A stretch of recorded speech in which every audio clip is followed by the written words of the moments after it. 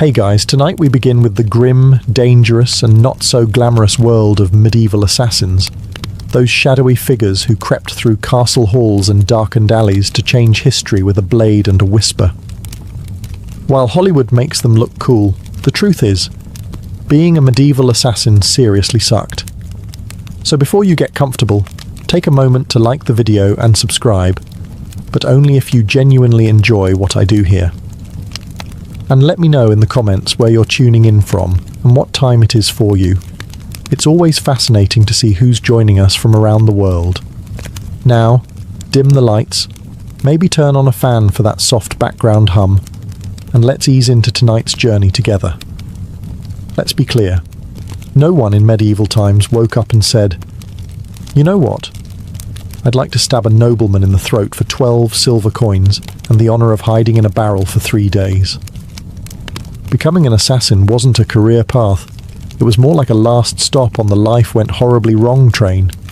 Most medieval assassins weren't mysterious loners trained in mountaintop temples.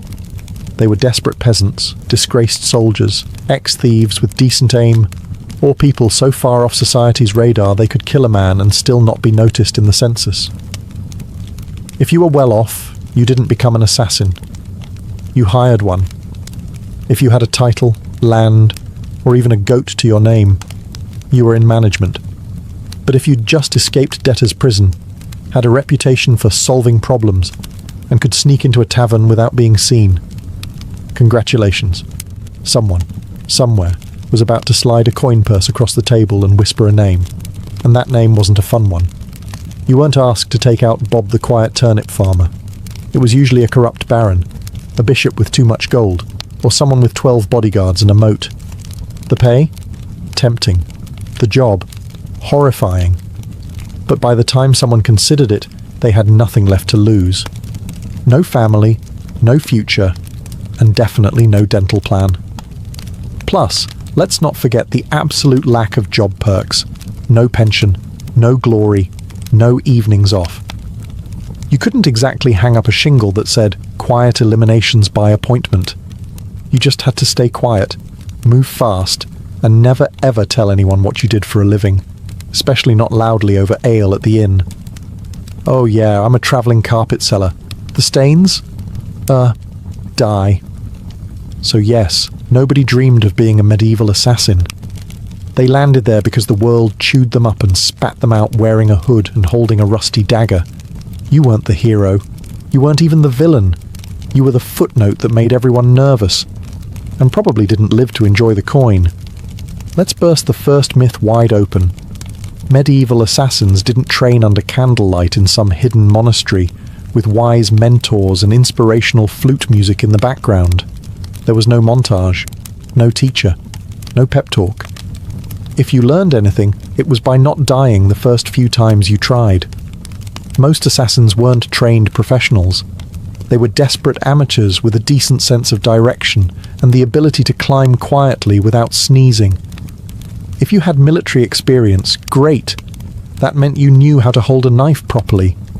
If not, well, stabbing someone is fairly intuitive, but escaping afterward with both kidneys still intact, that takes skill. Or luck. Usually just luck. There were no manuals, no guild orientation meetings, no safety briefings. You didn't get taught how to spot a body double or where nobles keep their bedroom exits. You figured it out while hanging from a windowsill wondering if you just crept into the servants' quarters again. Poison? That was trial and error, with heavy emphasis on error. Sometimes it worked. Sometimes your target just got mildly dizzy and more suspicious of his soup. Sometimes you drank the wrong cup. There was no medieval poison control hotline. Just hope, herbal guesswork, and a strong stomach. Sure, if you were lucky, and I mean lottery lucky, you might have picked up some skills from thieves or mercenaries. Maybe an older assassin showed you how to walk without squeaking on cobblestones. But mentoring wasn't standard. It was rare and short-lived, because assassins don't retire, they disappear. Weapons training? Forget it.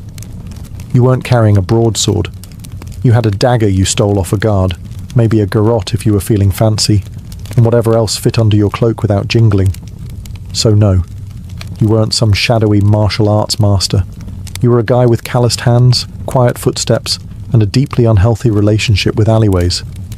Success didn't come from training. It came from survival.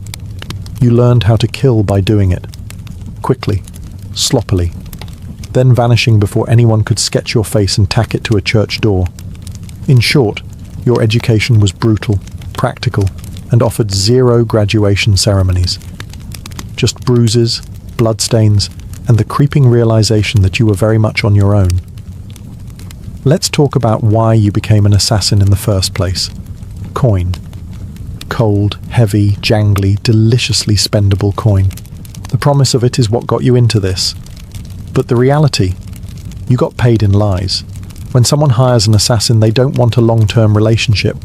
They want a one-time service, no paperwork, and ideally no witnesses, including you. They offer you a pouch of silver, half now, half when the job is done. That's if they're feeling generous. But here's the thing.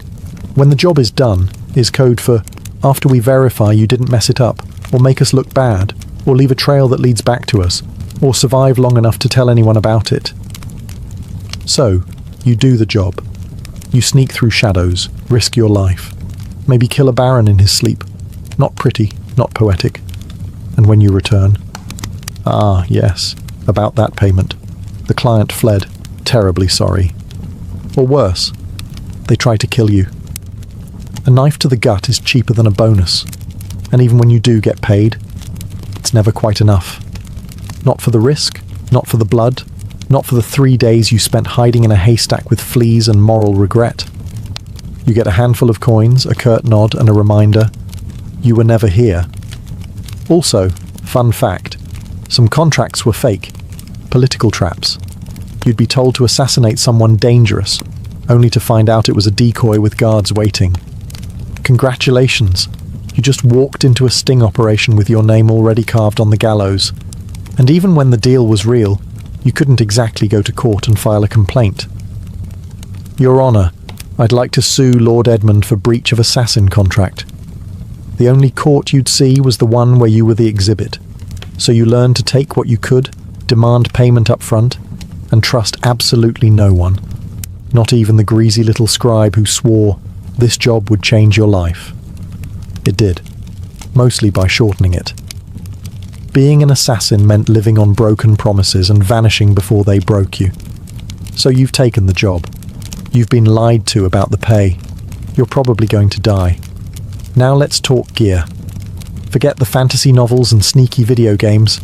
There were no retractable wrist blades, smoke bombs, enchanted daggers, or crossbows that folded neatly into your boot. Your toolkit consisted of whatever you could steal, sharpen, or hide beneath a tattered cloak without clanking.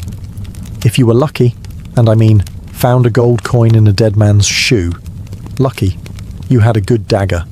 Not ornate, not curved like a dragon's tooth, just sharp, hopefully rust-free, and ideally one that didn't smell like the last guy you stabbed with it. Poison. It existed, sure, but it wasn't as glamorous as a slow drip into a wine goblet. Most medieval poisons were unpredictable, made from plants, minerals, or toad guts. Some worked instantly. Some took hours. Some made your victim vomit for 2 days and then recover, angrier and now very suspicious of stew. Ropes, occasionally useful. You could strangle, climb, or tie something up with one, but you'd better know how to use it fast, because nothing kills the mood like trying to wrestle someone while muttering, "Wait, which knot goes under again?" Bows. Effective, yes, if you had one, knew how to shoot it, and weren't trying to smuggle it through a palace disguised as a flower arranger. Most assassinations were up close and personal. No time for elegant marksmanship. Just quick, quiet, and hopefully not messy enough to slip in. And you didn't get backups. If your blade bent, broke, or fell down a well, time to improvise. Slate roof tile? Maybe. Rusty nail? Worth a shot. Shoe buckle with intent? Desperate times. You carried your tools hidden in hems, boots, or inside hollowed-out bread if needed, and you kept them close. not for safety, but because in this line of work, your weapon was your best friend, your boss, and your only retirement plan. There were no upgrades, no tinkering with gear between missions. You didn't polish your kit. You prayed it didn't betray you mid-strike. Because in the end, it wasn't the weapon that did the killing. It was you. Alone, poorly equipped, and expected to perform miracles with a spoon and a prayer. Assassins weren't hired to take out random drunks in back alleys. No one paid you to stab Jeff, the sleepy candle maker. Your targets were important. Nobles, bishops, military officers, sometimes even royalty. And those people, they were very hard to kill. First, there were the guards, not one or two, dozens. Armed, armoured, and well-fed. Some guarded the front, some the back. Some just stood there looking intimidating, daring you to blink wrong. You'd spend days memorising patrol patterns, door creaks, and exactly how many stairs it took before the knight with asthma needed a breather. Second, there were walls. Castles didn't have front porches. They had gatehouses, murder holes, and moats full of things that bite. If you didn't fall into the water, you still had to worry about arrow slits and boiling oil. Yes, boiling oil. Your job description included may get flambéed for peeking. Third, there were the servants and staff, the cooks, scribes, and stable boys. One wrong look from you, and they'd be whispering to the guard captain faster than you could say, "I'm just the herbalist." Assassins weren't just fighting swords, they were fighting gossip. And medieval gossip travels at light speed, if it means someone gets to keep their head. And finally, your actual target? Paranoid. Rightfully so. These people were surrounded by backstabbers, relatives with claims to their titles, and 36 people pretending to like them. They didn't eat without a tester. They didn't sleep without 3 locks on the door. Some even slept in decoy beds or rotated rooms like a deadly version of musical chairs. And don't get excited if you hear they're attending a feast. Yes, they'll be drunk, but so will you. And you'll still have to get past the royal guards, 3 dogs, a very alert jester, and 50 witnesses holding tankards. Even getting close to your target could take weeks. Posing as a servant, bribing a chambermaid, hiding in barrels. And when the moment finally came, you had one shot. One precise, perfect, non-squeaky, non-bloody, ghost vanish in the night moment. Or you'd become the next public deterrent, swinging from the castle gate with a sign that read, "Nice try." Let's be honest. When you picture a medieval assassin, you probably imagine sleek black robes, leather braces, maybe a mysterious hood billowing in the moonlight. Reality? You looked like a sick goat herder with something to hide. Disguises in the Middle Ages weren't exactly high fashion. You didn't have custom-tailored cloaks or retractable armour. You had whatever you could scavenge. Peasant rags, a monk's robe 2 sizes too big, or the remains of a guard uniform that definitely still smelled like its previous owner. The goal was to blend in, but blending in meant looking like everyone else who hadn't bathed in 2 weeks, limped from old injuries, and had a nervous twitch from malnutrition. You didn't look suspicious because of your cloak. You looked suspicious because you kept adjusting your belt to hide a dagger wrapped in cheesecloth. And forget masks. There were no Guy Fawkes options. Most face coverings just made you look like a leper, which was great for avoiding conversation, but terrible for entering parties. If anyone asked who you were, you had to think fast. "I'm Brother Tobias. I take care of silent prayer and rooftop maintenance." Even assuming you made it past the guards, noble households weren't full of idiots. Servants noticed unfamiliar faces, especially ones that fumbled chamber pots and couldn't name the cook's cat. You were always one, "I've never seen you before," away from being clubbed with a candlestick. And if your disguise did work, congratulations. You now had to stay in character for hours while pretending not to notice all the very stab-worthy people wandering by. Also, wigs. They didn't exist. If you needed to look older or younger, You were stuck smearing dirt on your face, squinting, and hoping no one got close enough to notice that your beard was glued on with honey. The truth was, your disguise didn't protect you. It gave you maybe 5 minutes of confusion. After that, you had to be gone, invisible, or very, very convincing. And if anyone saw through it, well, let's just say no one wants to be the assassin caught in the bishop's laundry room, wearing a nun's habit and holding a sword. Especially not on a feast day. In medieval times, if you were an assassin, you didn't have a team. You didn't have a sidekick with a crossbow, a clever alchemist in a secret lair, or a handler who gave you coded scrolls and warm encouragement. You had you, a rusty dagger, and crippling trust issues. There were no guilds, at least not ones you could actually count on, and if there were whispers of a brotherhood of assassins, it was mostly tavern talk, fueled by mead and boredom. You were more likely to meet a ghost than another professional killer who wanted to network. Why the isolation? Because in your business, the fewer people who knew you existed, the longer you lived. Every contact was a risk, every loose tongue a potential noose. Even your client might not know your real name. And if they did, you were already planning your exit. Companionship? Laughable. Friends asked questions. Lovers noticed bruises, bloodstains, and why you always slept with a blade under the pillow.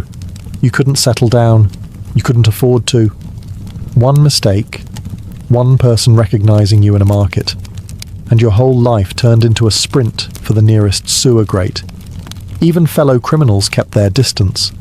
Thieves and smugglers were sociable. You? You were that guy who makes people disappear. They feared you, or worse, saw you as a walking liability. No one wanted to share stew with someone whose occupation could attract a mob with torches. And don't expect sympathy. You couldn't tell anyone how hard it was to sleep after silently strangling a corrupt bishop. If you talked about your job, people assumed you were either lying or dangerous, and they weren't wrong. So you kept your secrets, your scars, and your weapons to yourself. At inns, you sat in the darkest corner, back to the wall, eyes always scanning the door. You never drank too much. You never stayed more than a night. You didn't say your name unless someone paid you first. And even then, it probably wasn't your real one. Being a medieval assassin meant perfecting the art of vanishing. Not just in a crowd, but from every life you never got to have. Let's say you took the job. You planned your route, you bribed the right doorman, you disguised yourself as a very convincing chimney sweep. And then, you froze. Maybe the target turned around unexpectedly. Maybe they were with their child. Maybe you got the shakes at the worst possible moment and your knife hand trembled like a terrified squirrel. Guess what? You're now dead. Because failure, for a medieval assassin, wasn't a slap on the wrist or a bad performance review. It was a public, painful, and wildly theatrical death, often involving ropes, fire, wheels, or sharp iron devices with names like the Bonecracker's Delight. Missing the kill meant blowing the whole operation. Your target lived, and immediately told everyone that someone tried to murder them. Suddenly you weren't a shadow. You were a wanted man with a detailed description, and probably a crude sketch tacked to every tavern wall within 30 miles. And those guards you once snuck past? Now they're motivated. Sometimes it wasn't even your target you had to worry about. It was your client. If you failed, you were no longer an asset. You were a liability. Someone who could be tortured, interrogated, or worse. Talk. The very people who paid you would be the first to put out a second contract. On you. And there were no second chances. No. Sorry, the blade slipped. I'll try again tomorrow. You had one shot. One moment in time. And if you blew it, the best you could hope for was to die quickly before anyone found out who hired you. Failure also meant shame. The silent, humiliating kind. You didn't just fail to kill. You failed to be invisible. To be perfect. And for assassins, perfection was survival. Anything less? Might as well paint a target on your back and start practicing your final word speech. It didn't matter how many jobs you'd done before. No one cared that you succeeded 12 times. Because in this profession, you're only as good as your last kill. And if your last kill didn't happen, you'd better start running. So you did it. The plan worked. The dagger struck true. No screams, no guards, just a clean drop to the floor and a very important person who now wasn't. Congratulations. Now run for your life. Because being a successful assassin in medieval times didn't mean sipping wine on a rooftop while the city burns behind you. It meant fleeing through back alleys with someone's blood on your boots and a dog already sniffing your trail. There was no victory lap, no post-job drink with colleagues, no casual debrief with your client. You didn't even get a moment to admire your work. The moment your blade struck, your new job became escaping everyone who now wants to murder you in increasingly creative ways. Guards, coming, doors, locked, horses, tied up on the other side of town. You, probably bleeding. You had to plan your exit before the kill. Routes, disguises, fallback safe houses. Maybe a boatman who owed you a favor, or at least didn't ask questions. Because the city would go on lockdown within minutes. No one wanted a scandal. And lockdown meant closed gates, armed checkpoints, and a dozen angry men with swords who all just received your rough sketch and the phrase, maybe armed and extremely stabby. And let's talk about the client. Assuming they actually planned to pay you, they weren't going to meet you at a cozy tavern with a smile and a thank you card. They'd probably vanish too, because an assassin who just completed a job is the most dangerous person alive. You knew too much. You'd proven you could get into places others couldn't. So even when you succeeded, you walked away with coin in one hand and a giant target on your back. And what did you win? A week of sleeping in haylofts, bribing ferry captains, shaving your beard in the dark, and pretending your name was Brother Lucian as you tried to blend in with monks heading east. Because success didn't mean survival. It meant starting the whole game over. In a new city, under a new name, with even more people looking for you this time. So yes, you made the kill. Now, run like hell. If being a medieval assassin wasn't already miserable enough, poor, hunted, and sleeping in places that smelled like goat, you also had to deal with the wonderfully creative paranoia of the people around you. Because in the Middle Ages, assassins weren't just feared, they were considered cursed. To the average peasant, you weren't just a killer in a hood. You were some unholy creature who whispered to demons and smeared frog guts on your blade under a full moon. Why else would you be able to sneak past guards and vanish in the dark? Logic wasn't exactly popular back then.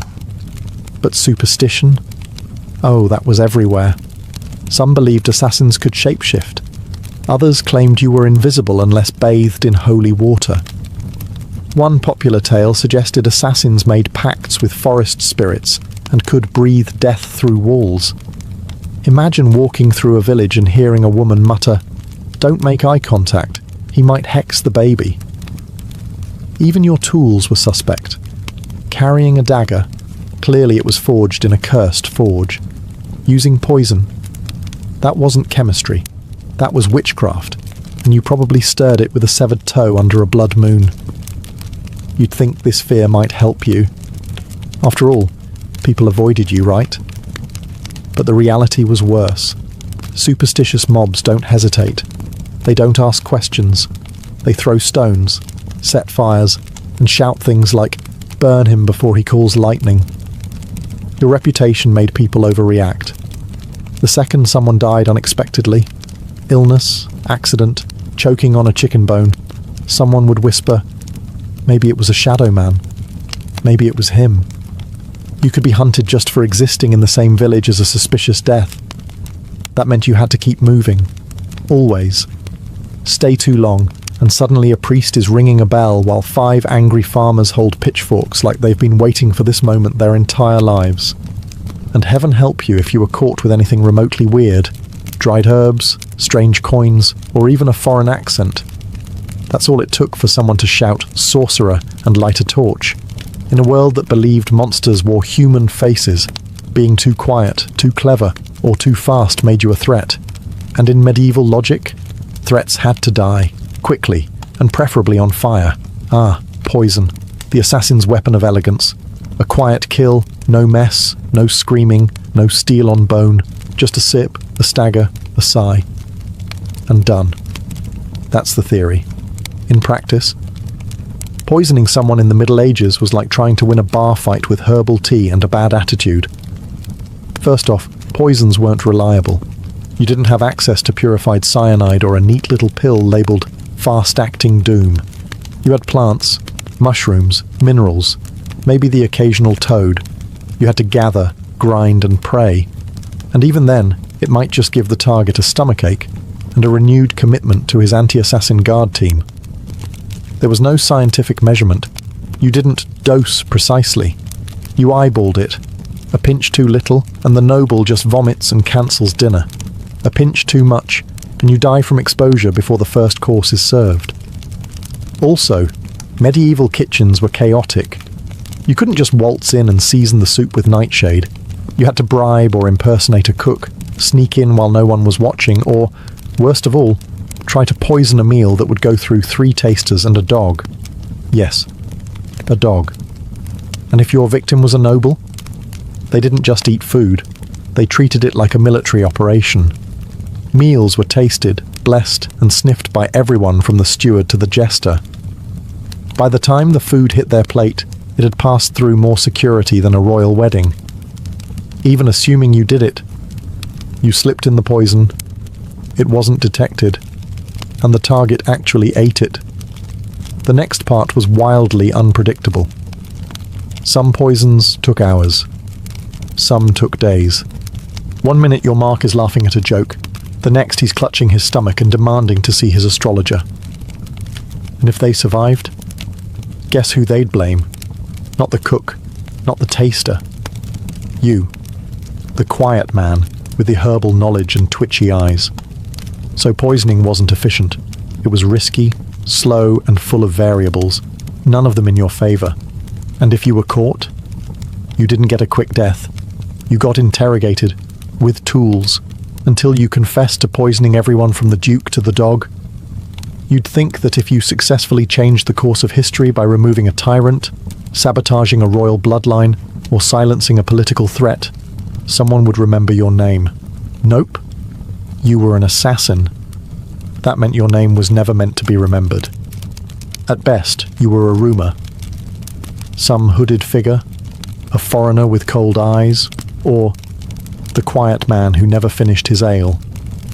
You might have pulled off the most legendary hit of the century, and still ended up as a mysterious death in the official record.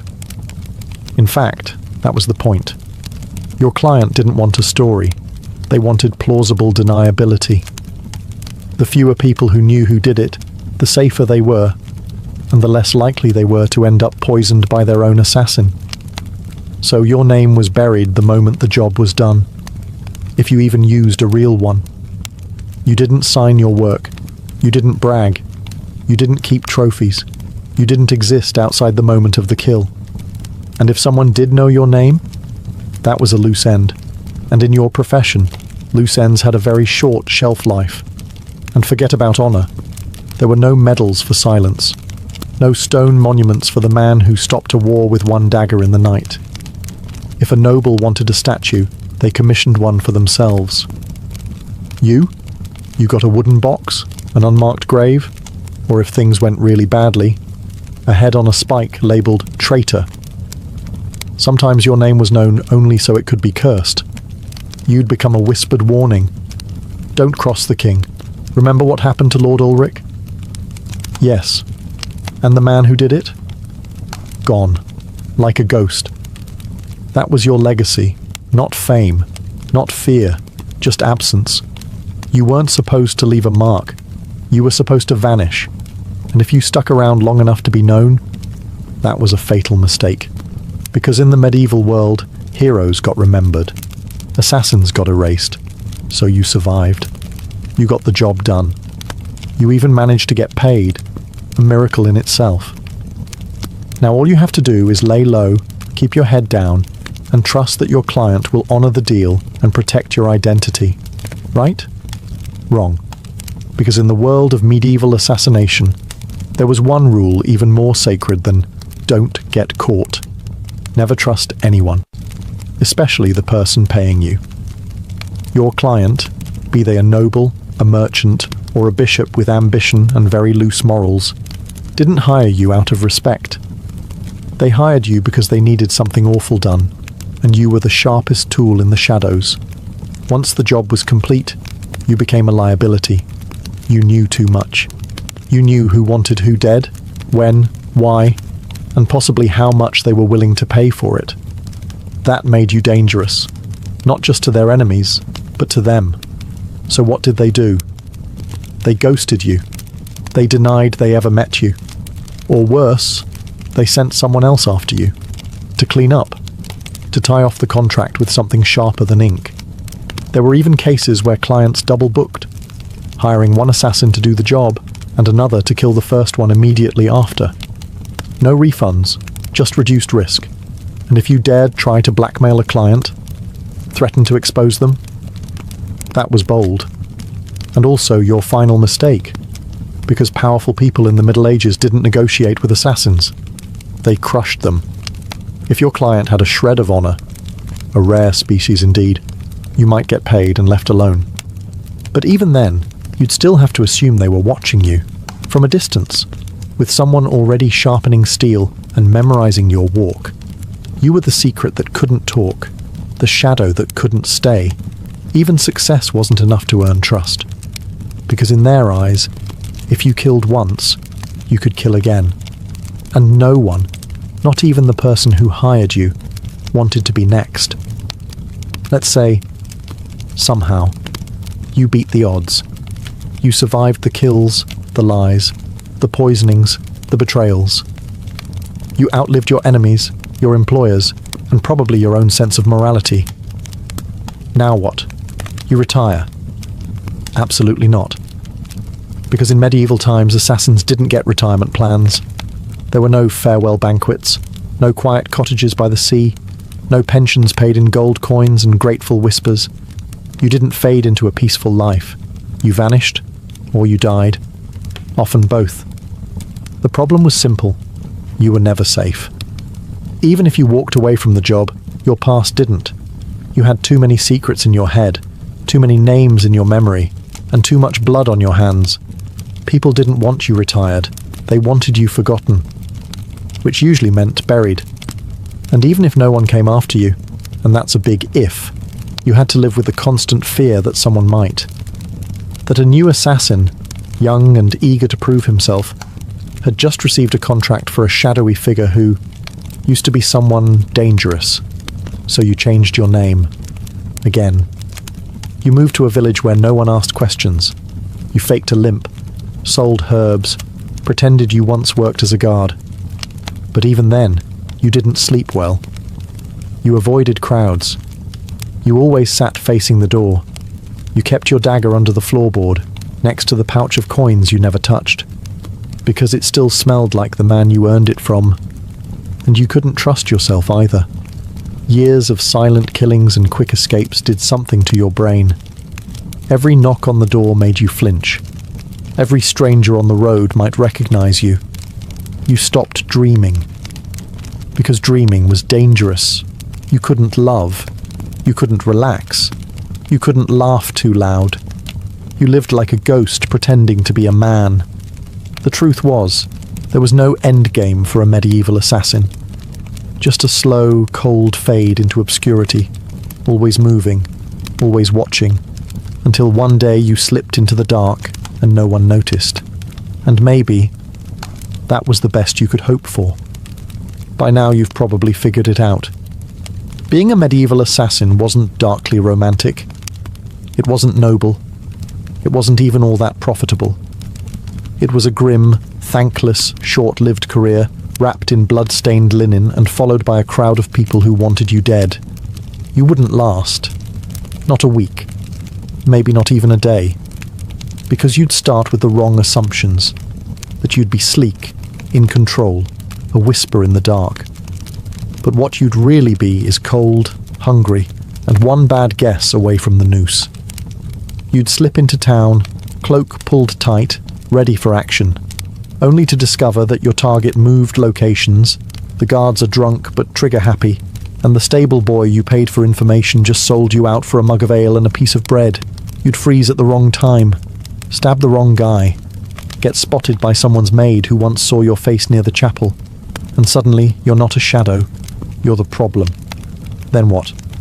You run. But you're not used to medieval terrain. The mud, the uneven cobblestones, the absolutely insane number of loose chickens in the street. You slip, fall, get tackled by a guard named Thomas, who just got dumped and is looking for an outlet. And let's say you survive that. Then you deal with the aftermath. No allies, no honor, and no future. Just whispers, suspicion, and the growing realization that even if you succeed, the best you can hope for is to die old and alone, hiding behind a false name in a village that still believes in fairies. So no, you wouldn't last. And frankly, you shouldn't try. Because the assassin's life wasn't cool. It was a cruel machine that chewed people up and spat out nothing but shadows. It offered power without peace, and purpose without a place in the world. You didn't make history. You erased yourself from it. And the only thing waiting for you at the end was silence. A silence no one would question. Because no one even remembered you were there in the first place. Before she was the feared Queen of Macedonia, Olympias was known as Myrtale, a Molossian princess from the rugged tribal lands of Epirus. Her people claimed descent from Achilles himself, and whether or not the blood of heroes truly ran in her veins, one thing was certain. This was not a woman born for the sidelines of history. From a young age, Myrtle was steeped in mystery and ritual. Her upbringing was shaped not just by politics, but by prophecy, ecstatic rites, and a reverence for the ancient gods. She wasn't the type of princess who smiled and embroidered tapestries. No, she was drawn to serpents, omens, and the frenzied ceremonies of the cult of Dionysus, where women danced barefoot in the moonlight and called upon the divine in states of trance. Her connection to the gods wasn't performative, it was personal. She didn't merely worship, she embodied. According to ancient sources, likely written by men both terrified and enthralled, she kept sacred snakes in her chambers and even allowed them to coil beside her in bed. Whether this was a literal fact or the kind of slander that powerful women attract like flies, we'll never know. But it stuck. To her allies, it made her divine. To her enemies, it made her dangerous. Her real power began not in a battlefield or throne room, but in the uneasy flicker of torchlight, among the whispers of priestesses and the curling bodies of serpents. She wasn't just a princess. She was a living oracle. A woman touched by something older than politics and colder than steel. So when Philip II of Macedon, brutal, brilliant, and famously horny, arrived at the island of Samothrace for a religious initiation, he didn't just meet a beautiful princess. He met a mystery he couldn't resist. Their marriage wasn't just a political alliance. It was a collision of prophecy and power. And from the very beginning, it was full of omens. Some said lightning struck the sky on their wedding night. Others claimed Olympias dreamed of a thunderbolt entering her womb. All of it would become legend. But one thing is certain. The union of Olympias and Philip didn't just create a child.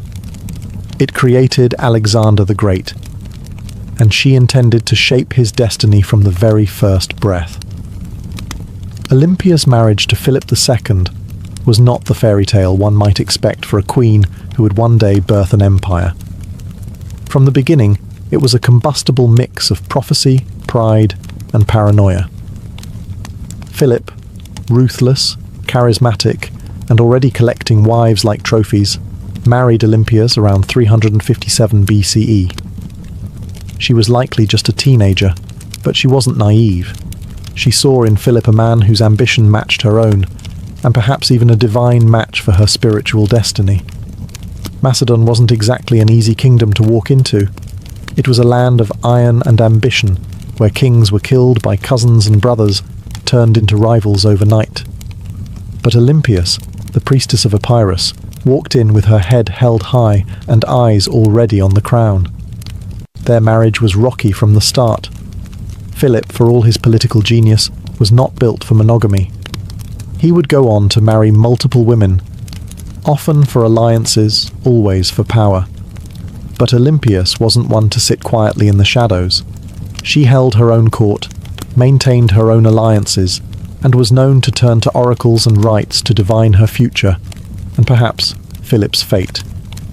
Then came the birth of Alexander. Even that was wrapped in celestial drama. Legends say Olympias dreamed that a thunderbolt struck her womb, and that flames danced around her child without burning him. Philip reportedly had a vision of sealing his wife's womb with a lion. Yes, a literal lion. Whether they believed these visions or invented them, they certainly acted as if Alexander was destined to rule not just a kingdom, but the world. But even as the child was celebrated, cracks in the royal marriage deepened.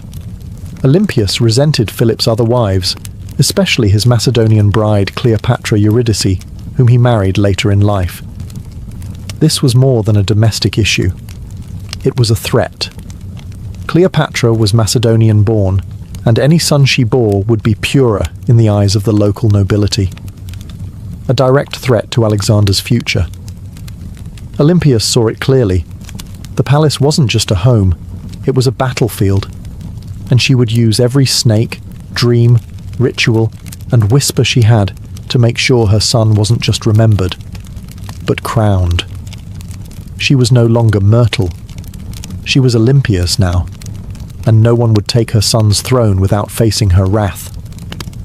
By the time Alexander was a teenager, the Macedonian palace in Pella had become a war zone of veiled insults, political maneuvering, and bitter rivalries. Olympias wasn't just fighting for influence, she was fighting for survival. She knew that the court was filled with snakes, but she was the one who taught them how to bite. Philip II had begun to distance himself from her. He was campaigning more, drinking more, and, perhaps worst of all, listening more to his Macedonian advisors. The final blow came when he married a young noblewoman named Cleopatra Eurydice, not to be confused with the Cleopatra of Egypt. This Cleopatra was Macedonian-born, and her uncle Attalus was one of Philip's top generals. To Olympias, it wasn't just betrayal, it was a declaration of war. The marriage ceremony was a disaster. At the feast, Attalus drunkenly mocked Olympias and Alexander, calling into question the legitimacy of Alexander's birth. Was he really Philip's son?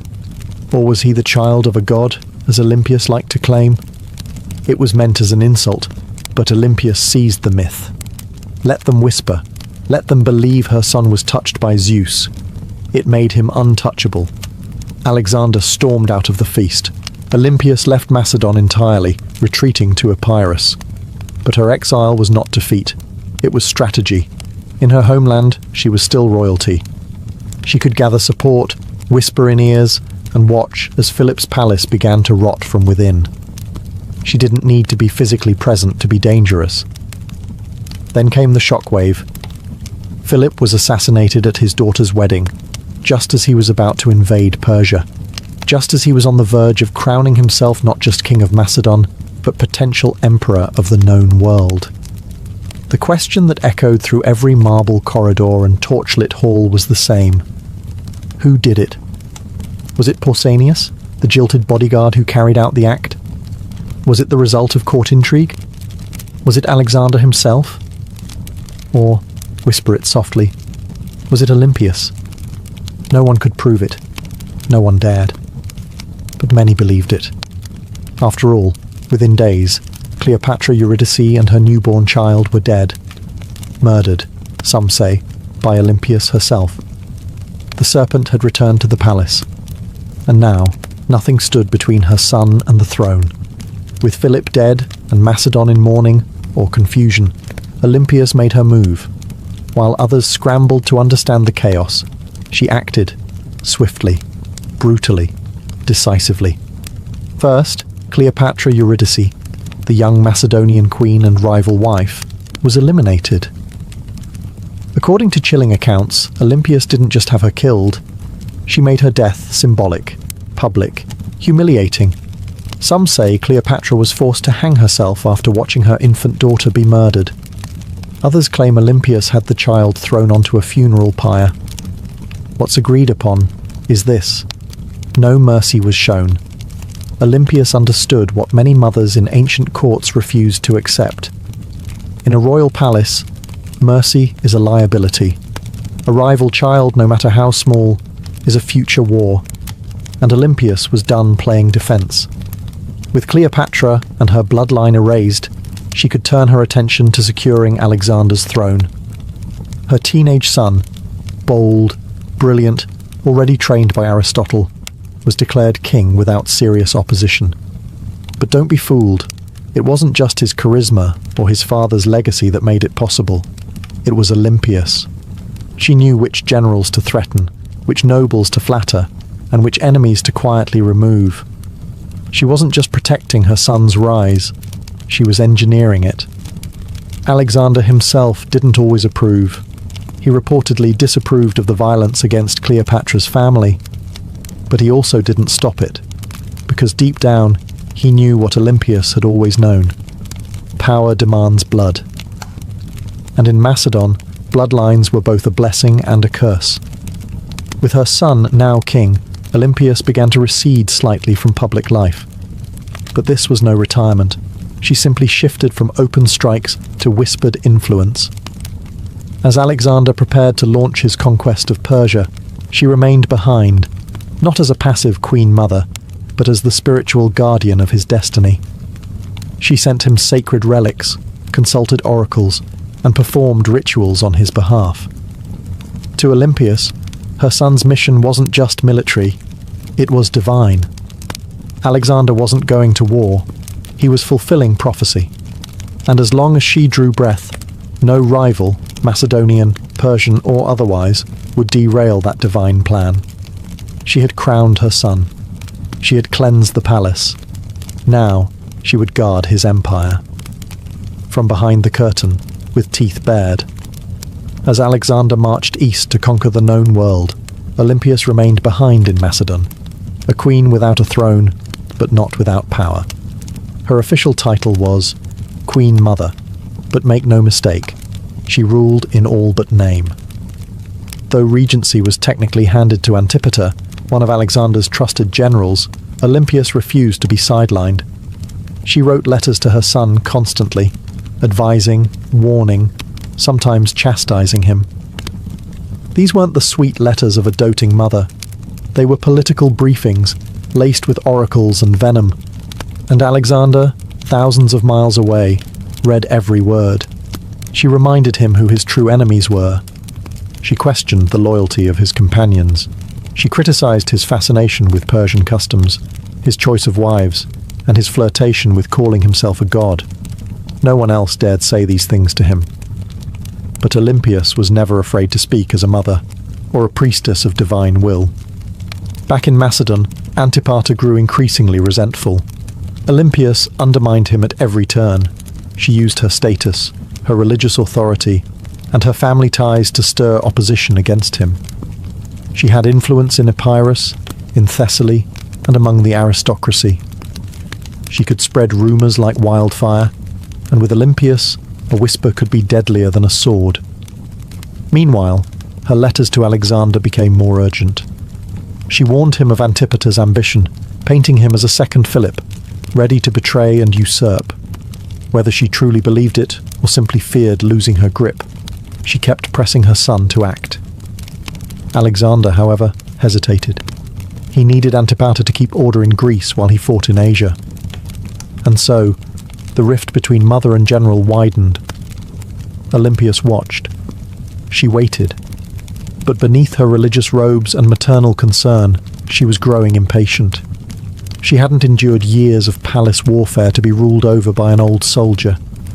As Alexander's empire stretched from the Aegean to India, Olympias saw cracks forming. He was taking on too much, trusting too many foreign advisors, and drifting away from the mother and the gods that made him. She believed his victories came from divine favour, and from her. And if he forgot that, well, Olympias knew how to remind kings who they really were, even if that king was her own son. When news of Alexander's death in Babylon reached Macedon in 323 BCE, it didn't arrive like a trumpet, it arrived like a dagger. For Olympias, it wasn't just the loss of a son. It was the collapse of a world she had spent decades building. Her boy, the divine storm she had prophesied, raised, unleashed, was gone. And he'd left behind no clear heir, no single successor, only chaos. The mighty empire he carved out was already fracturing. Generals, his so-called successors, were already dividing it up like jackals around a corpse. Antipater still held power in Macedon and Greece, and he had no love for Olympias. Worse, her daughter Cleopatra, Alexander's sister, was being courted by rival generals for marriage, each one hoping to use her bloodline as a claim to the throne. Olympias saw what was coming. Civil war wasn't a possibility. It was inevitable. And once again she would have to act. But she no longer had Alexander. What she had instead was his bloodline. His young son, Alexander IV, born to Roxana. The Bactrian princess Alexander had married. Roxana, still in Macedon, was vulnerable. The boy was even more so.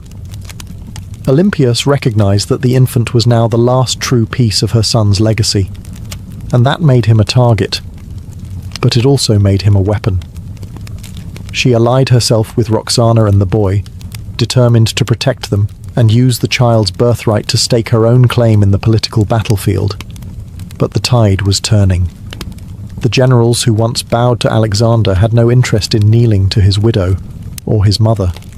They had armies now, ambitions and grudges.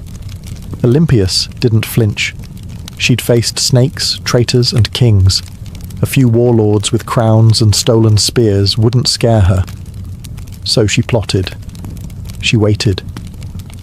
She watched as Antipater died and was replaced by his son Cassander, a man with ice in his veins and no tolerance for the old queen's games. It was only a matter of time before these two forces collided.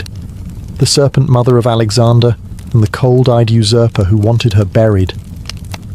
Alexander was gone, but his shadow was still moving. And Olympias was still coiled within it, ready to strike. Years after Alexander's death, while his empire crumbled into civil war, Olympias made her most audacious move yet. She returned to Macedon, not as a grieving mother, but as a political force of divine fury. The regency had been splintered. Cassander, the son of her old enemy Antipater, was seizing power, and Roxana, along with young Alexander IV, was effectively imprisoned. Olympias saw the writing on the wall. If she did not act now, her grandson would vanish like a shadow at dusk. So she made a deal with Polyperchon, an aging general who still held a flicker of legitimate authority. Olympias would return, not to plead, but to rule. With Polyperchon's backing, she entered Macedon at the head of an army, and the moment her feet touched home soil, everything changed. Towns opened their gates, soldiers defected to her side. Even some of her old enemies hesitated. Olympias, despite her age, was still a name that shook the ground. Then came her vengeance. One by one she hunted down the loyalists of Cassander. And when she finally caught Philip III Aridaeus, Alexander's mentally impaired half-brother and puppet king, she ordered his execution. According to some sources, his wife Eurydice was captured and given the opportunity to kill herself. When she refused, Olympias had her strangled. It was brutality veiled in royal protocol, and Olympias, ever theatrical, staged the scene like a goddess delivering justice. Her message was clear: only the bloodline of Alexander had the right to rule. Everyone else was a pretender.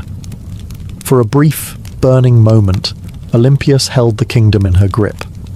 She had restored the dynasty. She had avenged betrayals. She had reminded Macedon what royal power looked like when wielded by a woman with nothing left to lose. But power, in Macedon, was like fire in dry grass. And Cassander was still out there, calculating, biding his time. He returned with a vengeance. His army outnumbered hers, his resources deeper, his cruelty colder. Her allies began to abandon her. Polyperchon lost influence. The tide turned. Olympias, now isolated in the fortress of Pydna, watched as her enemies closed in. She had lit the match. Macedon had burned, and now the smoke was thick, and her enemies were at the gates. Olympias, once the most feared woman in the ancient world, now found herself besieged in the coastal fortress of Pydna, alone, cut off, surrounded by the army of Cassander, who had come to finish what his father had started. But Olympias didn't beg. She didn't plead. For nearly a year, she endured the siege like a statue carved from divine wrath.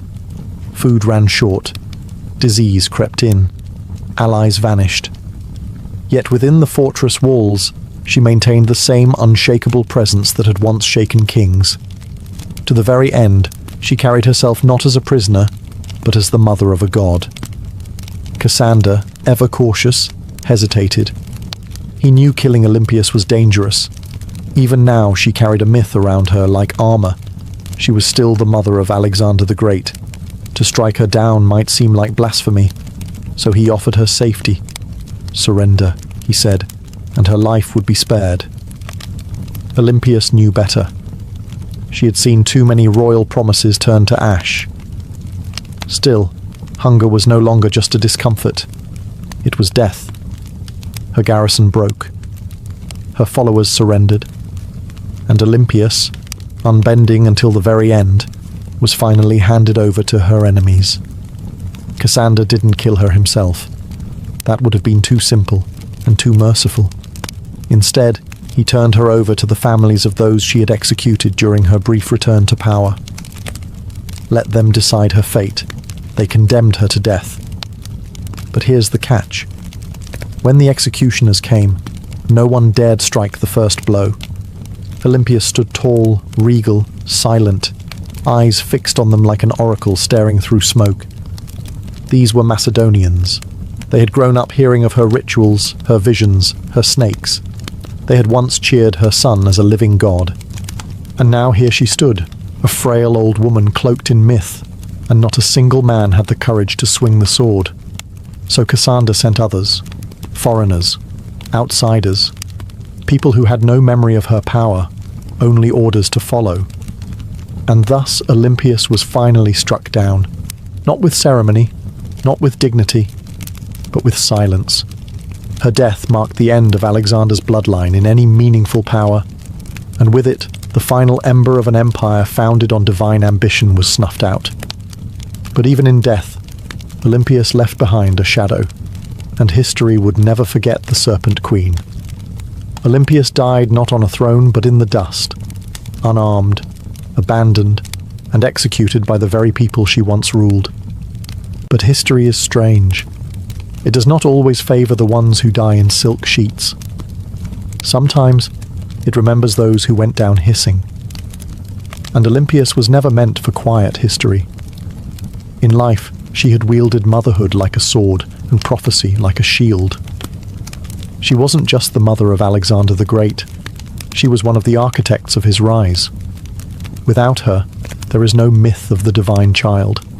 No rituals whispering of thunderbolts and lions. No ruthless purging of rivals that cleared the path for a teenage king to rule the known world.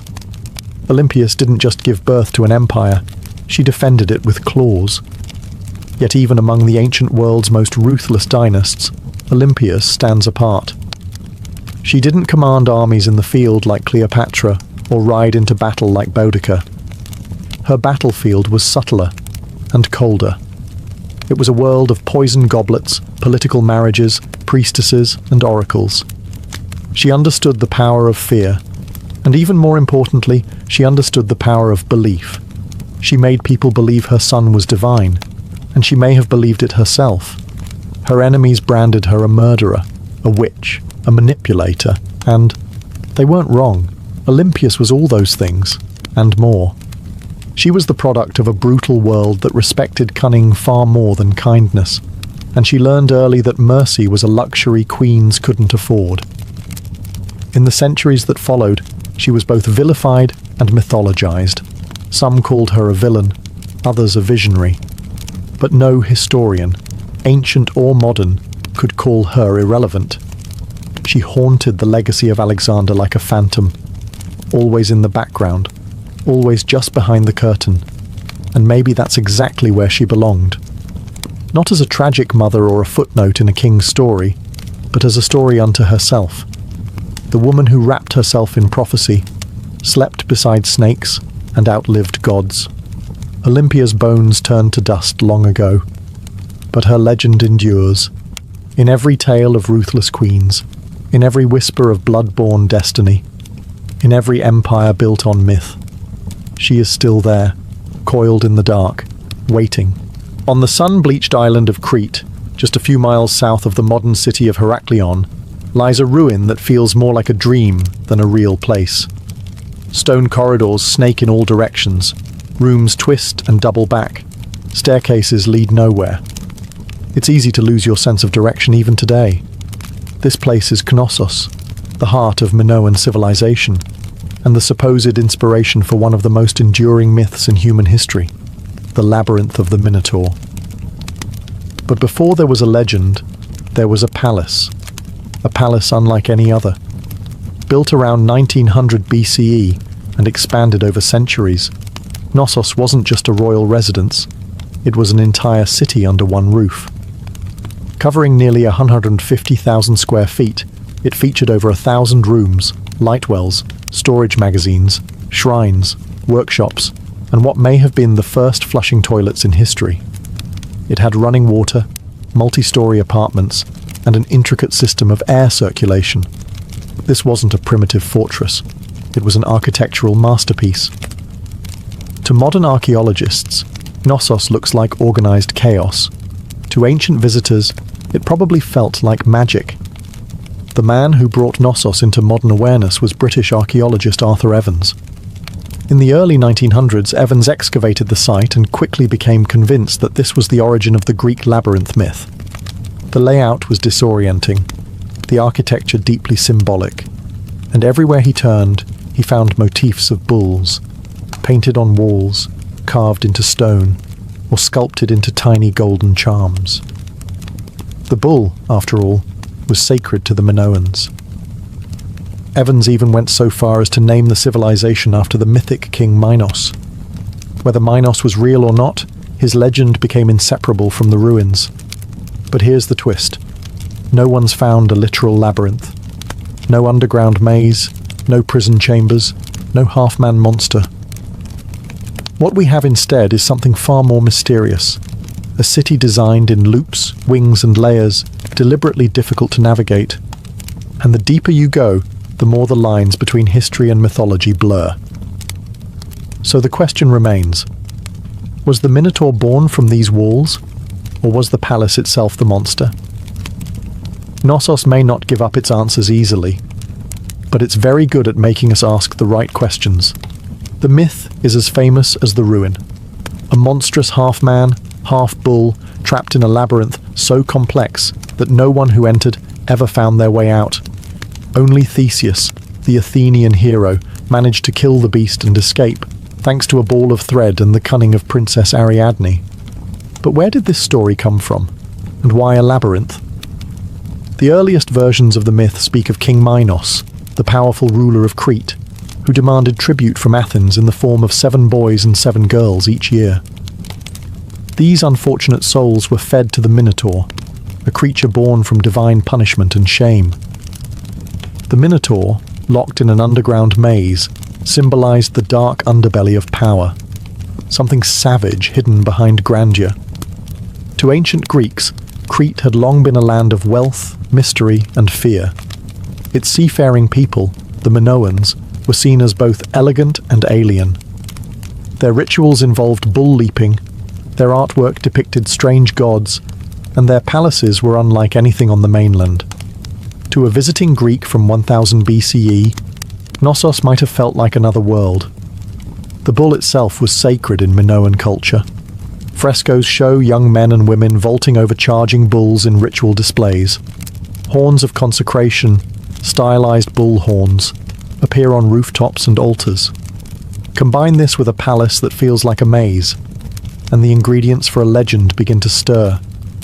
But what if the Minotaur wasn't just a monster? What if it was a metaphor? Some scholars believe the tale reflects a memory of Cretan dominance over the Aegean, a time when Athens truly did pay tribute to a stronger, stranger power.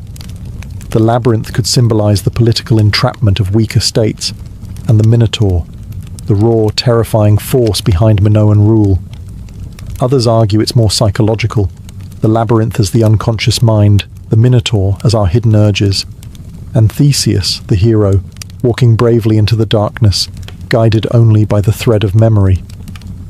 Still, the myth remains tangled with Knossos. The palace is the closest thing we've ever found to a real labyrinth. No monster, no Ariadne. But perhaps something deeper.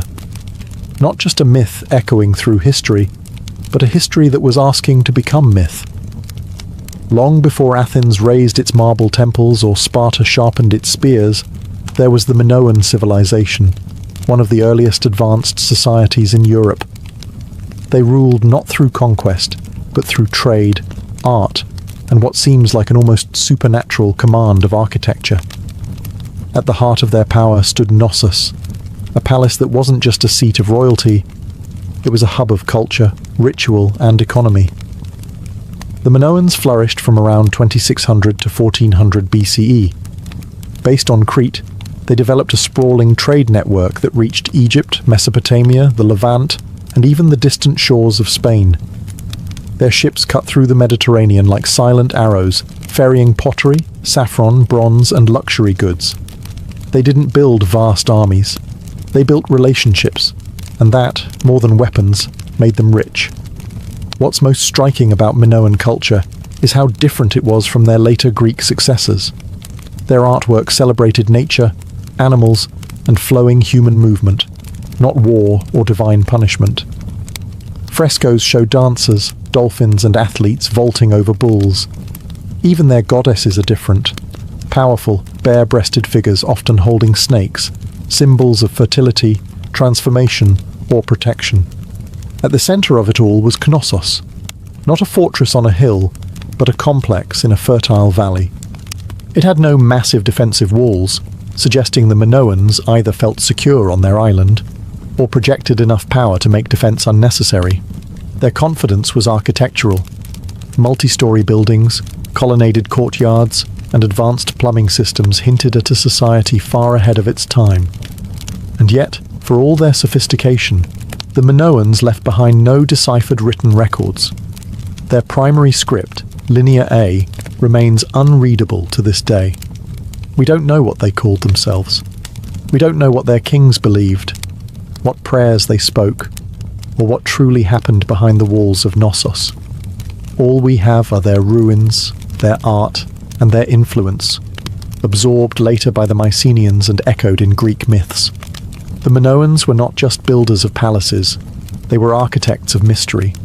And Knossos wasn't merely a building, it was the beating heart of a civilization that shimmered for a moment like sunlight on the Aegean, and then vanished. But some say their echo still wanders the maze. To walk through Knossos is to walk through time, layered, confusing, beautiful time. It's not just the scale that overwhelms you, it's the design.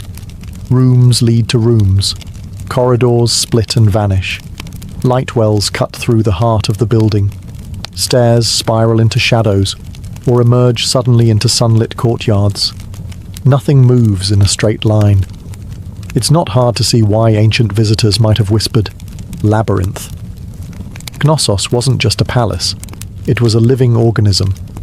Spanning an estimated 150,000 square feet, the complex contained over 1,000 chambers, some tiny, some grand. These weren't randomly placed rooms.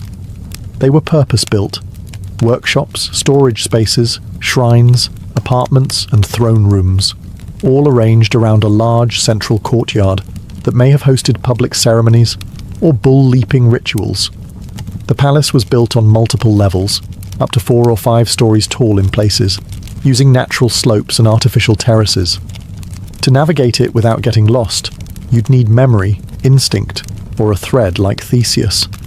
And yet, this apparent chaos hides a remarkable intelligence. The Minoans mastered passive ventilation, cooling rooms through air shafts and open stairwells. They funneled rainwater through clay pipes and had toilets that flushed long before Rome made it fashionable. One of the most iconic areas is the so-called throne room, named for the alabaster chair built into the wall, flanked by benches. Around it are frescoes of griffins, mythical guardians. Was this the seat of a priest-king? A goddess's chamber? A sacred court? No one knows for certain. And the walls, they speak in colour. Vibrant frescoes show dolphins swimming above bathtubs, women in elegant flounced skirts with bare chests, youths leaping bulls mid-air. The art wasn't just decoration, it was identity. Fluid, natural, deeply connected to earth and sea. Still, the deeper you go, the more Knossos begins to disorient. Some parts seem intentionally complex, like they were designed to confuse. Maybe that's the root of the labyrinth legend. Not a prison for monsters, but a palace that felt alive. A building that invited awe, ritual, and just a touch of fear. No locked doors, no mythical beasts. Just a place built to make you question where you were and what was waiting around the next corner. Knossos wasn't just an administrative centre or royal residence. It was a place of worship, an architectural expression of the Minoan soul, steeped in ritual, myth, and divine mystery. Unlike later Greek temples, there are no towering columns to Zeus or marble shrines to Athena. Instead, the spiritual world of Knossos is more subtle, woven into the fabric of the building itself. Shrines hide in corners. Pillars rise like sacred sentinels. Horns, stylized, carved, symbolic, appear on rooftops and altars. Everywhere you look, the bull motif dominates, suggesting a powerful connection between worship, the natural world, and this revered animal. The Minoans didn't seem to fear the bull. They celebrated it. The famous bull-leaping fresco in Knossos isn't just athletic art. It may depict a religious rite. Young men and women vaulting over a charging bull, locked in a dance of danger and grace. It wasn't sport. It was sacred theatre, possibly an offering to the gods, or a symbolic triumph over chaos. Then, there are the snake goddesses. Discovered in storerooms beneath the palace, the snake goddess figurines are among the most iconic Minoan artifacts. Bare-breasted, arms raised, with serpents coiled in their hands or around their bodies, these figures radiate power. They are not submissive idols, they are guardians of the household, fertility, and perhaps life itself. To the Minoans, snakes symbolized renewal, rebirth, and mystery, creatures of both earth and underworld. The rooms where these objects were found hint at household shrines or ritual spaces, quiet, sacred corners hidden among the palace's bustling heart. Combined with the frescoes, the horns, the altars, and the labyrinthine corridors, the entire complex begins to feel like a ritual machine, a structure built not just for living, but for connecting with the divine. There is no centralized temple at Knossos because the palace itself was a temple. Its layout, art, and design were all part of a spiritual worldview where boundaries between sacred and secular didn't exist. This was a place where myth was architecture, where a corridor could become a passage to the gods, and where every echo in the stone chambers may have once been a whispered prayer. Knossos didn't just house people, it housed gods. For centuries, Knossos stood as a beacon of prosperity, innovation, and cultural sophistication. But then, something happened. Something sudden. Something no one can fully explain. By around 1400 BCE, the palace was abandoned, the frescoes left to fade, and the Minoan civilization that once ruled the seas had vanished like mist over the Aegean. So, what happened? Theories abound. Some point to nature. Around 1600 BCE, the volcanic island of Thera, modern-day Santorini, erupted in one of the largest explosions in human history. The blast was so massive it likely caused tsunamis that battered Crete's northern coast, devastating ports and farmland. Ash clouds may have blocked the sun, choking crops and disrupting the climate. While Knossos wasn't immediately destroyed, the aftermath of Thera's eruption may have shaken the foundations, economically, politically, and spiritually. Others look to war.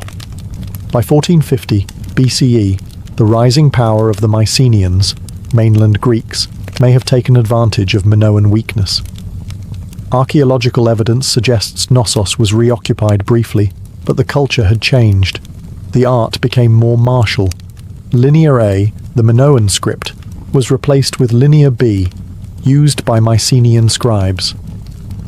The palace that once thrived with snake goddesses and bull dancers now whispered in a foreign tongue.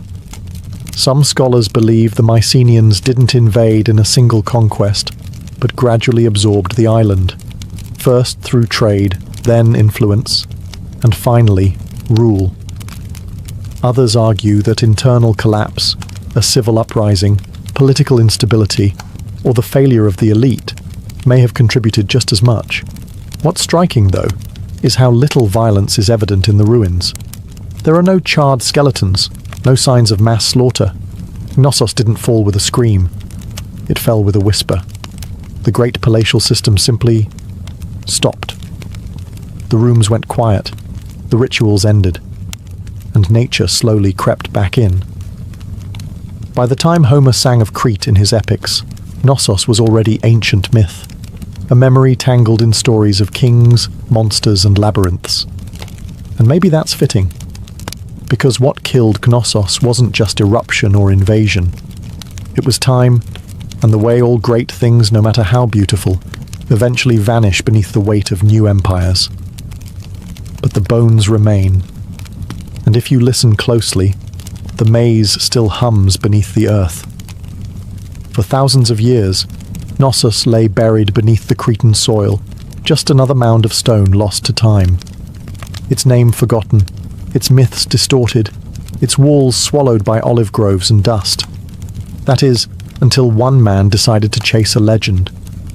His name was Sir Arthur Evans, and he didn't just rediscover Knossos, he reimagined it. In 1900, Evans, a British archaeologist with a flair for drama and a deep love for Homeric myth, purchased the land that covered the ancient ruins. Local farmers had been finding strange seals and artifacts, clues that something enormous lay beneath their feet. Evans dug in. What he found would change the history of the Aegean forever. He uncovered a palace so vast, so complex, and so advanced that he was convinced this was the mythical home of King Minos.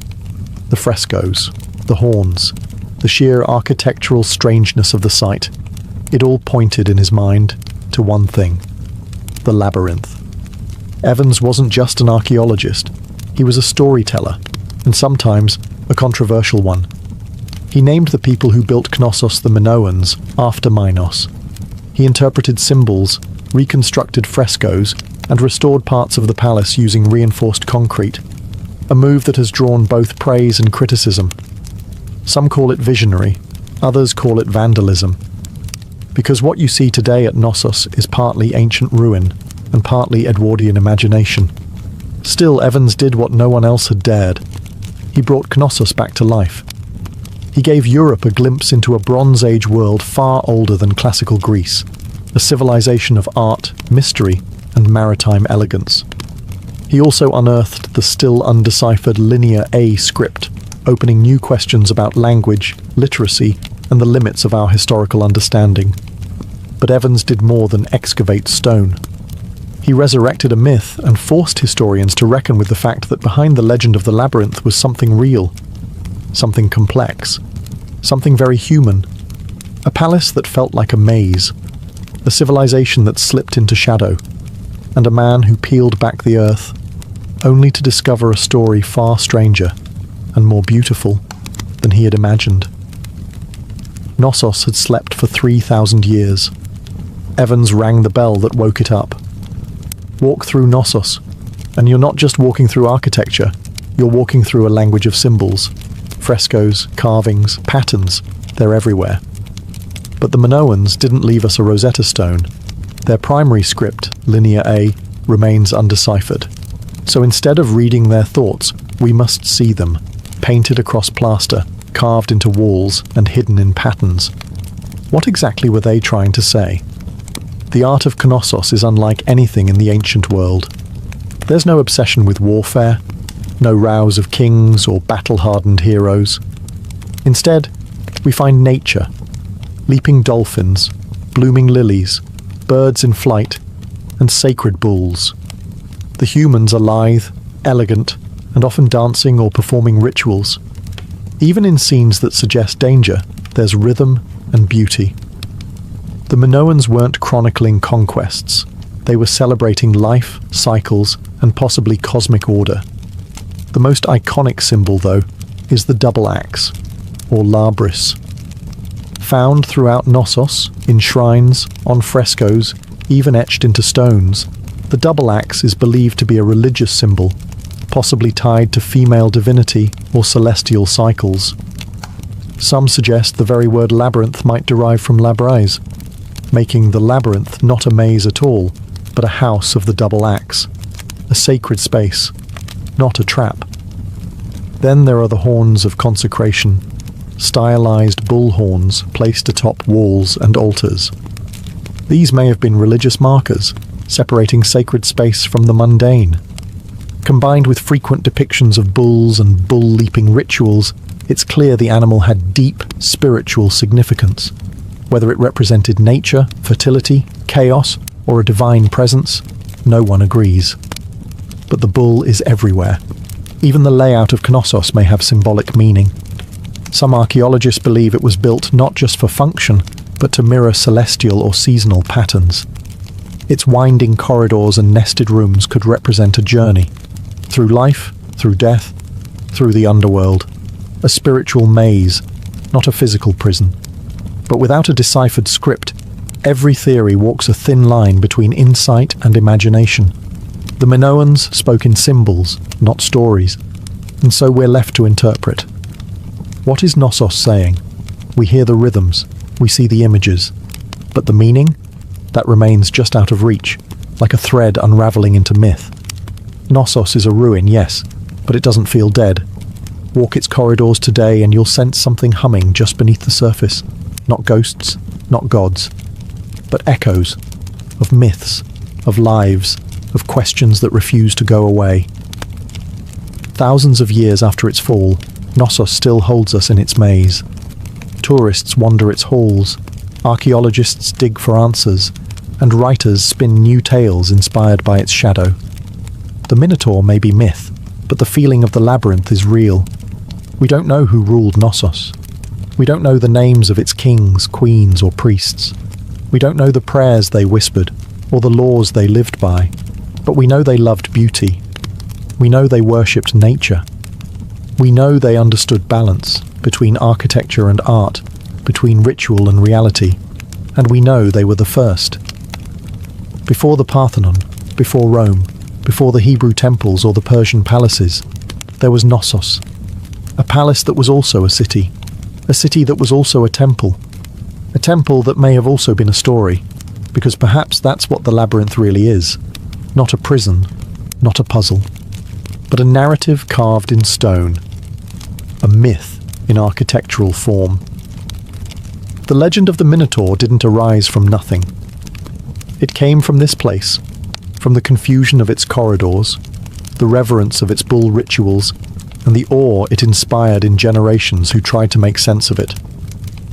The Greeks turned it into a story, we turned it into archaeology, but at its core, Knossos has always been both. Today, we can walk its ruins in broad daylight. We can take photos, draw maps, and even reconstruct its frescoes. But the mystery hasn't vanished. The line between fact and legend still shimmers, like heat over stone. Maybe that's why Knossos endures, because it doesn't give us all the answers. It reminds us that sometimes history isn't meant to be solved, it's meant to be felt. And Knossos, ancient, tangled, half-remembered, isn't just a place on a map. It's a question, one that leads us deeper with every step.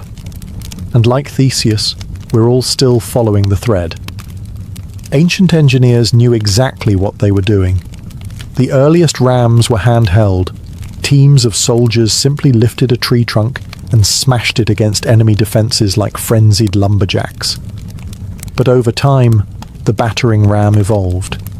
Engineers realized that mounting the ram inside a wheeled frame, often with a roof to protect the crew from arrows and boiling oil, turned it from a tool into a weapon of terror. The Assyrians, masters of siege warfare, turned rams into psychological weapons. Their siege towers combined rams with archer platforms, meaning a city's gates were being destroyed, while defenders were under constant fire. Relief carvings from Nineveh show rams with pointed iron tips, rolling up to the gates of rebellious cities like slow-moving gods of destruction. And it wasn't just the front door they were smashing. Rams were often used to breach weak points in walls, batter down watchtowers, or collapse gatehouses entirely. Their presence meant one thing: surrender, or watch your defences crumble like stale bread. The Greeks refined them, the Romans perfected them. Roman engineers built massive rams called ares, Latin for ram, suspended with chains or ropes inside enormous siege shelters. Some were so big they needed dozens of men to operate, and the rhythm of their swinging beam was said to sound like thunder rolling across stone. And yet, for all their brute force, battering rams required serious teamwork. Operators had to keep the ram swinging in sync, while also defending it from burning missiles, stones, and all manner of foul substances hurled from above. A stalled ram was a dead ram. Still, when a battering ram got going, really going, it was unstoppable. Wooden muscle versus human masonry.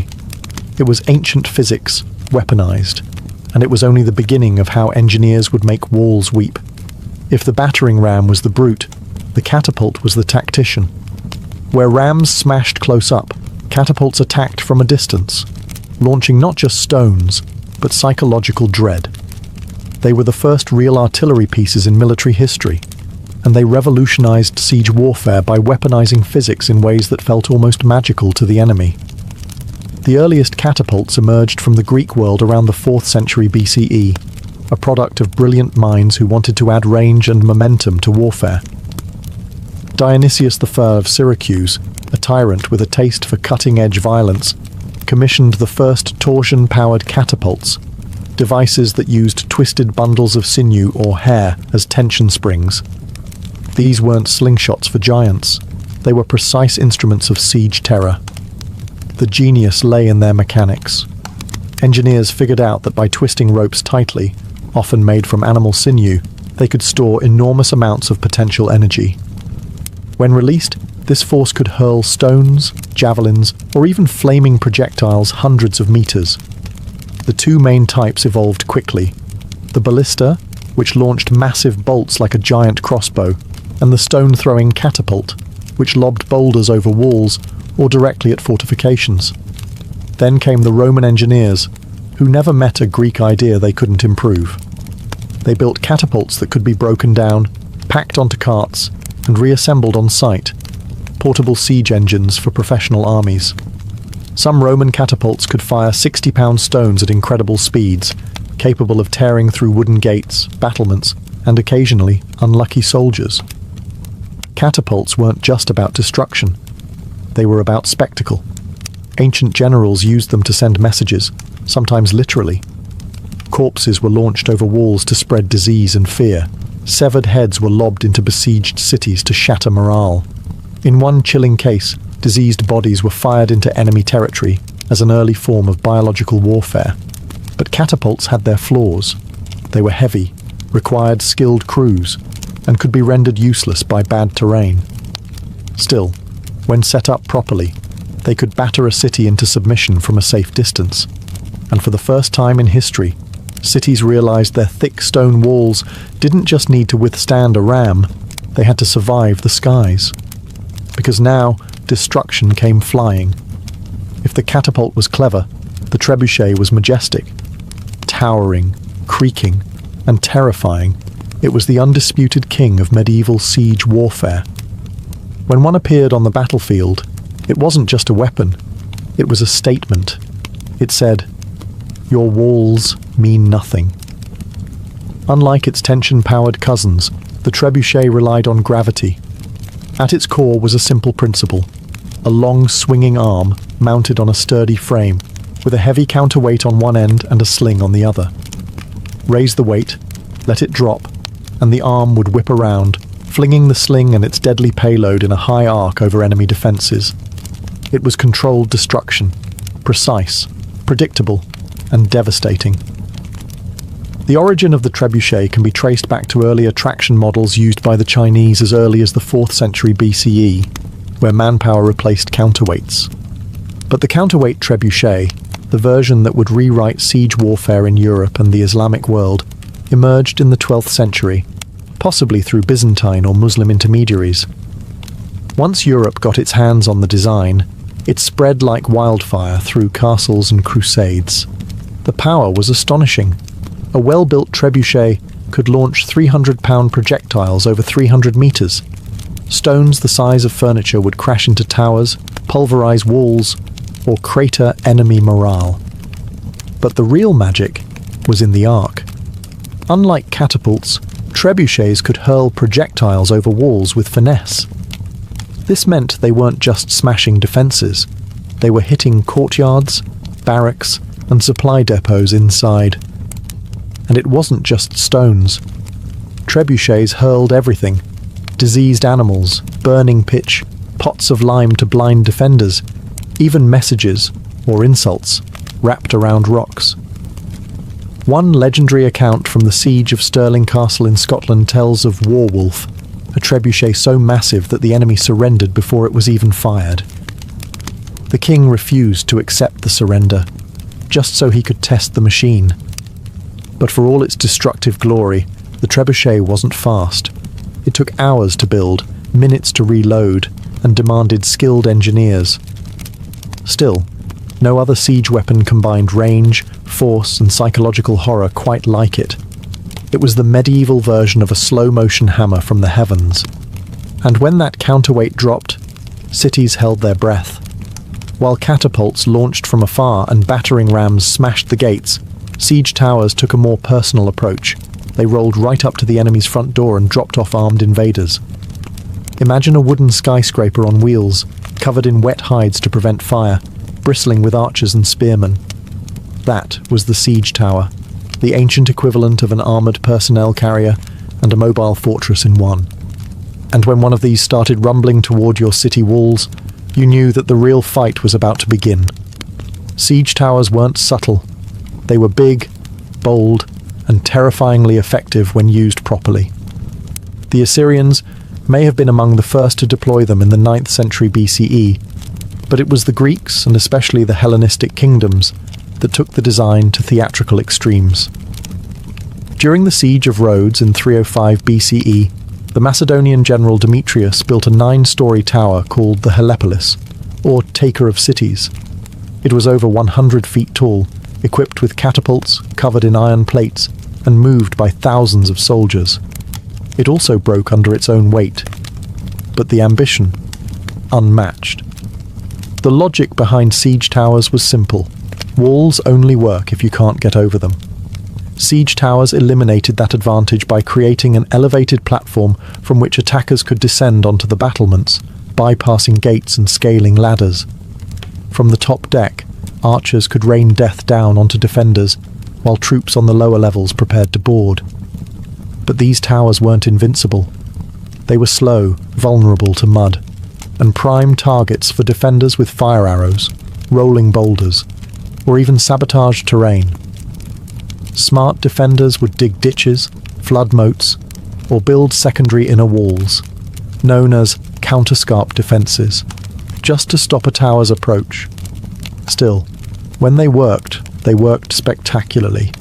A breach in the wall was one thing, but having your own ramparts suddenly crowded with enemy soldiers, that was chaos. Siege towers transformed the battlefield from a horizontal contest of strength to a vertical race for survival. They made height an asset and a liability. And once the gangplank dropped from a siege tower to the city walls, there was no turning back. It was time for hand-to-hand hell. While rams smashed and trebuchets soared, some of the most devastating siege tactics happened silently, underground. Siege tunneling, or sapping, was the dark art of defeating a city by removing the ground it stood on. Literally. The idea was ancient and horrifyingly effective. Dig beneath the enemy's wall, prop it up with wooden supports, then set those supports on fire.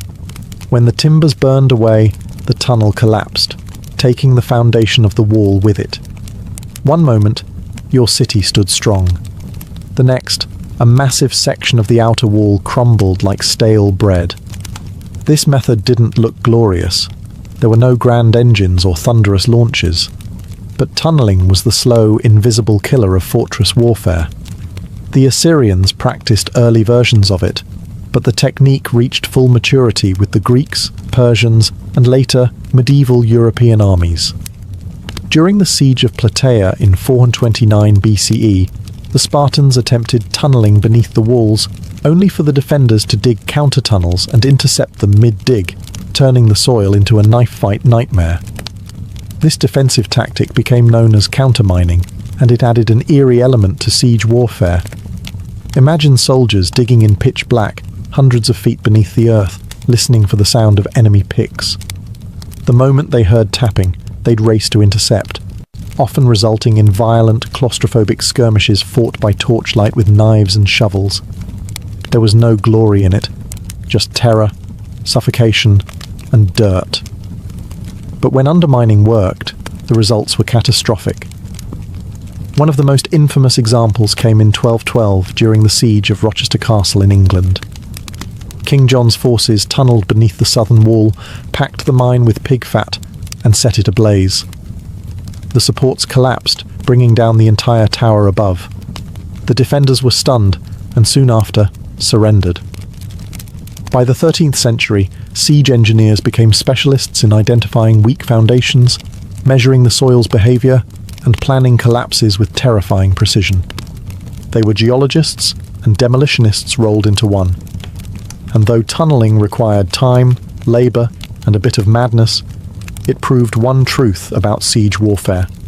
If you couldn't go over the wall, and you couldn't go through it, you could always take it down from below. Not all the drama of siege warfare came from the attackers. For every ram built or tower rolled forward, defenders had their own deadly tricks. And sometimes those tricks were hot. Let's start with the most terrifying of them all, Greek fire. Developed by the Byzantines around the 7th century CE, Greek fire was a mysterious, napalm-like substance that could stick to ships, walls, and flesh, and kept burning even on water. Sprayed from siphons or hurled in clay pots, it created scenes of pure chaos. To this day, no one knows exactly how it was made. The formula was so secret that it died with the empire. But its effects? Legendary. Entire fleets were reduced to flaming skeletons within minutes. And that was just the start. In more low-tech defences, boiling liquids were the go-to weapons of choice. Boiling water, oil, or sand would be poured from murder holes, those quaint openings in the ceilings of gateways or towers, directly onto invaders below. Oil was especially feared. Unlike water, it clung to skin, soaking into clothes and armour before being set alight. Imagine climbing a siege ladder only to be greeted with fire you could never put out. Hot sand, though less dramatic, was vicious in its own right. It would slip into the gaps of armour, especially around the neck or wrists, causing second and third degree burns as it cooked the flesh beneath. It didn't look impressive from a distance, but it turned bold warriors into screaming wrecks in seconds. Defenders also relied on the good old laws of physics. Gravity became a weapon. Giant stones, logs, or even dead animals were dropped from parapets onto siege engines or dense formations of troops. The goal wasn't just to kill, it was to break the machines and morale at once. And then there were traps. Hidden pits, collapsing bridges, spiked barricades. Castles became puzzles of pain, designed to slow, confuse, and punish. All of this served one purpose: delay. Every minute a wall held was a minute closer to enemy supply lines running thin, to disease spreading in camps, or to reinforcements arriving. Siege warfare was a game of attrition, and while the attackers had physics on their side, The defenders had creativity, and a whole lot of boiling rage. In siege warfare, raw destruction was only half the goal. The other half was psychological domination, breaking the will of the defenders before the walls even came down. Siege weapons weren't just tools of war, they were massive, creaking, flaming symbols of doom. Every groaning wheel of a siege tower, every arcing boulder flung by a trebuchet, was designed to plant one seed in the minds of those behind the walls. You are not safe. Ancient commanders knew this. The Assyrians paraded their siege engines openly, dragging them across deserts with grand fanfare. The Romans built their siege camps right in view of the enemy, letting defenders watch as battering rams were assembled and catapults tested. Siege was theatre, and fear was part of the script. Sometimes the payloads themselves carried a message. Severed heads of messengers or generals would be launched over the walls, often still wearing their armour. At the siege of Constantinople, defenders were bombarded not only with rocks, but with bodies, diseased corpses launched to spread panic and plague. During the Mongol siege of Kaffa in 1346, it's believed that hurling plague-infected corpses over the walls helped trigger outbreaks of the Black Death in Europe. The trebuchet wasn't just a weapon, it was an announcement. When one of these giants was rolled into place, everyone inside the fortress could hear it before they saw it. The creaking of winches, the grinding of ropes, the heavy thunk of the counterweight, like the heartbeat of an incoming storm. But the most dangerous part, the unknown. You never knew what was coming next. Would it be a rock, a barrel of fire, a rain of arrows, or just silence? Ominous, heavy silence as engineers adjusted their aim. Even the sounds became psychological weapons. The rhythmic thump of a battering ram, or the sudden silence before a shot would drive defenders mad with anticipation. For commanders, the goal was to create despair, to convince the enemy that resistance was pointless, that their gods had abandoned them, that their walls were nothing but temporary obstacles in the path of fate. And when that mental dam finally cracked, the gates often opened without a fight. Because in siege warfare, sometimes the mind collapsed before the masonry. As gunpowder thundered onto the battlefield in the late medieval era, the age of traditional siege engines came to a slow, splintering end. But their legacy didn't vanish. It evolved. The invention of cannons changed everything. A single well-placed shot from a cannon could do in seconds what a trebuchet took hours to achieve. Stone walls, once considered impenetrable, became liabilities. By the 15th century, the great castles of Europe were crumbling not from undermining or fire, but from iron balls crashing through their parapets. Siege warfare had entered its next phase, explosive, brutal, and deafening. And yet, the principles laid down by ancient siege engineers never disappeared. Modern artillery still owes a debt to the catapult and trebuchet. Every ballistic missile and long-range howitzer is just a high-tech descendant of the same question. How do you break what's meant to be unbreakable from a distance? Physics, trajectory, tension, and force, all discovered, tested, and perfected centuries before gunpowder ever entered the story. Even military psychology today, shock and awe, overwhelming firepower, visible dominance, has its roots in ancient siege tactics. Those towering siege engines, rolling forward with flags snapping in the wind, were the original shock and awe. They weren't just about breaching a wall, they were about breaking the spirit of a city. You can still see their legacy etched into the ruins of ancient cities. At Masada, where Roman siege ramps still scar the desert. At Constantinople, where layers of walls stood for 1,000 years against every machine imaginable, until cannon fire finally brought them down. At castles across Europe, where round towers and angled bastions tell the story of a world constantly redesigning itself to survive the next siege. And today, even in a world of drones and satellite-guided missiles, siege warfare hasn't vanished. It's just gone digital. Cities are still surrounded, defenders are still isolated, walls are now firewalls, blockades, or even media blackouts. But the soul of the siege remains the same, Someone wants in, someone wants to keep them out, and both are willing to wait, build, and break to win. The battering rams are gone, the trebuchets are museum pieces, but the spirit of siege warfare, it's as alive and as destructive as ever.